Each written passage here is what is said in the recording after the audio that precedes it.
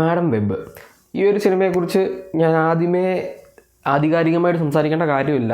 Already ഒരു disaster movie അല്ലെങ്കിൽ മാർവലിൻ്റെ സോണിയുടെ disaster movie എടുത്തു നോക്കിക്കഴിഞ്ഞാൽ അതിലൊന്നാമത് നിൽക്കുന്ന സിനിമ എന്ന് ഓൾറെഡി പരക്കെ സംസാരമുള്ളൊരു സിനിമയാണ്. കാരണം ഏറ്റവും കളക്ഷൻ കുറവ് നേടിയ സിനിമയാണ് ഈ ഒരു, അതായത് ഫ്ലാഷിനേക്കാൾ കളക്ഷൻ. ഫ്ലാഷ് ആയിരുന്നു ഇതുവരെ ഒരു സൂപ്പർ ഹീറോ കോമിക്സിൽ നിന്ന് വന്ന സിനിമകളിൽ ഏറ്റവും കുറവ് കളക്ഷൻ നേടിയ സിനിമ. അപ്പോൾ അതിലും കുറവ് കളക്ഷൻ നേടിയ ഒരു സിനിമയായിരുന്നു മാഡം വെബ്.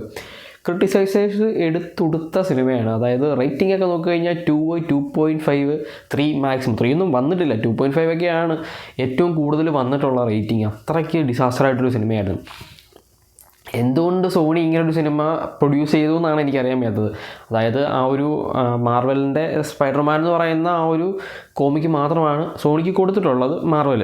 അതായത് അന്ന് മാർവലിനൊരു വലിയ ഫിനാൻഷ്യൽ ക്രൈസിസ് വരുന്ന സമയത്ത് മാർവൽ ഇതേപോലെ ഓരോ കമ്പനികൾ സമീപിക്കുന്നു. അങ്ങനെ സോണി മാർവലിനെ മൊത്തം വാങ്ങാണ്ട് സ്പൈഡർമാൻ എന്ന് പറയുന്ന ആ ഒരു സൂപ്പർ ഹീറോയെ മാത്രം വാങ്ങുന്നു. അതിനുശേഷമൊക്കെയാണ് മാർവൽ MCU ഒക്കെ വരുന്നത്, അതായത് സിനിമാറ്റിക് യൂണിവേഴ്സ് വരുന്നതും മാർവൽ ഇത്ര വലുതാകുന്നതൊക്കെ. അപ്പം ഇതുവരെ ആ ഒരു സോണിയുടേതാണ് സൂപ്പർ ഹീറോ ആയിട്ടുള്ള സ്പൈഡർമാൻ്റെ സിനിമകൾ വന്നത്. അതായത് ആ ഒരു പഴയ 2 അമേസിങ് സ്പൈഡർമാനും അല്ല. അപ്പോൾ ടോം ഹോളണ്ടിൻ്റെ സ്പൈഡർമാൻ മാത്രം, അതായത് അവഞ്ചേഴ്സിൽ കാണിച്ചുള്ള സ്പൈഡർമാൻ്റെ മാത്രമാണ് മാർവൽ ഇറക്കിയിട്ടുള്ളത്.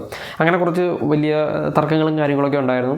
അപ്പം ഈ ഒരു മാർവലിൻ്റെ ആ ഒരു സ്പൈഡർമാൻ ഫ്രാഞ്ചൈസിയിലെ കുറേ കോമിക്സുകളുണ്ട്. അതായത് മോർബിസ്, മാഡം വെബ്, അങ്ങനെ പറയുന്ന കുറച്ച് സാധനങ്ങളുണ്ട്. അപ്പം മോർബിസ് ഇറങ്ങി. മോർബിസ് ഇതേപോലെ ഡിസാസ്റ്റർ സിനിമയായിരുന്നു.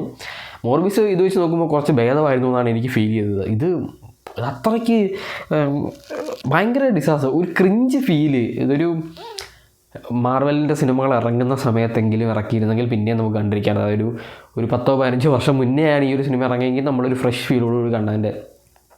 ഇതിനകത്ത് ക്ലൈമാക്സ് ഒക്കെ ഭയങ്കര ബോറിംഗ് എന്ന് പറഞ്ഞാൽ ഭയങ്കര ബോറിങ്. ഞാൻ ഓൾറെഡി നമുക്ക് ഈ ഒരു നെഗറ്റീവ് ഫീലോടുകൂടിയാണ് ഈ ഒരു സിനിമ കാണാനായിട്ട് ഞാൻ പോകുന്നത്. തിയേറ്റർ റിലീസിന് പോയി കണ്ടില്ല. കാണുന്നത് എന്തുകൊണ്ട് നന്നായും തോന്നി.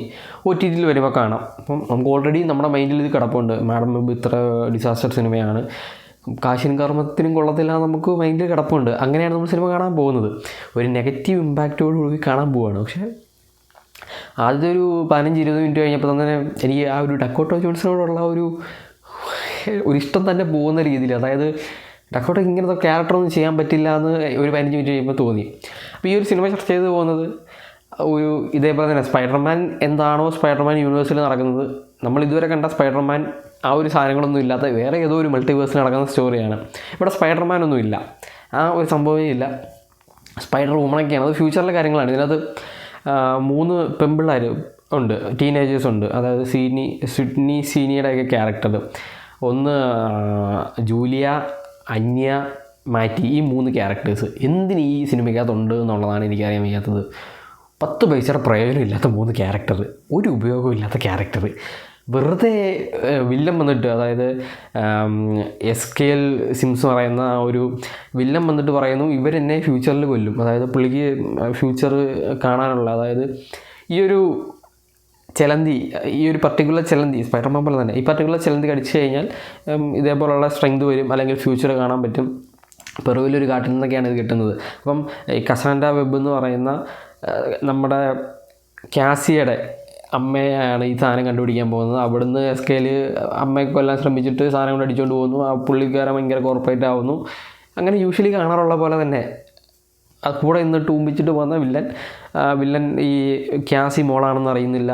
പക്ഷേ ഈ 3 പേര്, ഈ 3 ടീനേജേഴ്സ് സ്പൈഡർ വുമണായിട്ട് വന്നിട്ട് ഇവനെ കൊല്ലും എന്നുള്ള ഒരു ഡ്രീം ഇങ്ങനെ റിപ്പീറ്റായിട്ട് ലൂപ്പിൽ കണ്ടുകൊണ്ടിരിക്കുന്നത്. അപ്പം ഇവരെ നേരത്തെ കണ്ടുപിടിച്ച് കൊല്ലുക എന്നുള്ളതാണ് പുള്ളിയുടെ ഉദ്ദേശം, ഈ ഒരു ത്രെഡ് ഉണ്ടാവാതിരിക്കാൻ വേണ്ടിയിട്ട്. പക്ഷേ കാസിക്ക് ഈ പവറുകളുണ്ട് എന്നുള്ളത് അറിയുന്നില്ല. അതായത് കാസിയെ രക്ഷിക്കുന്ന സമയത്ത്, കാസിയുടെ അമ്മയെ രക്ഷിക്കുന്ന സമയത്ത് കാസി പ്രഗ്നൻ്റ് ആയിരുന്നു.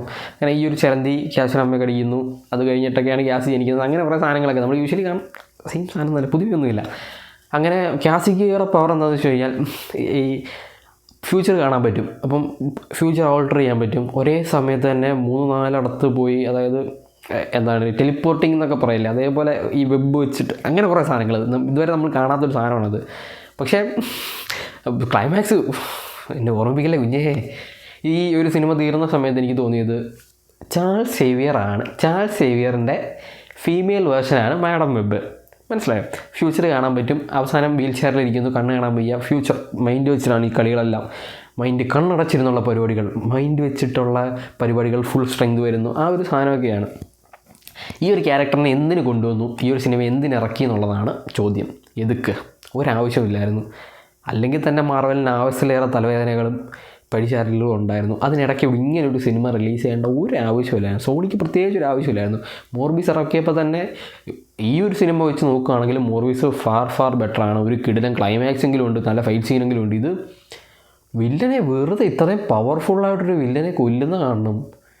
ഒരു മറ്റേ പട്ടി അടിച്ച് കൊല്ലുക പറഞ്ഞ പോലെ ഒരു കാര്യമില്ലാണ്ട് വില്ലൻ തന്നെ പോയി ചാവുക.